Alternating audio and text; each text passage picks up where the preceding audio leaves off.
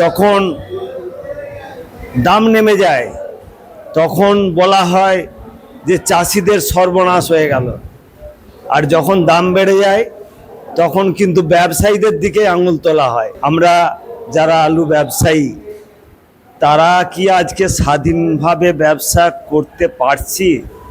এই প্রশ্নটা আমাদের আপামর ব্যবসায়ী সাধারণের মধ্যে প্রশ্নের চিহ্ন হয়ে দাঁড়িয়েছে। আমরা কি সবাই কালোবাজারি? আমরা সবাই কি মুনাফাখোর? আমরা সবাই কি মজুদদার? আমরা সবাই কি চোরা কারবারি?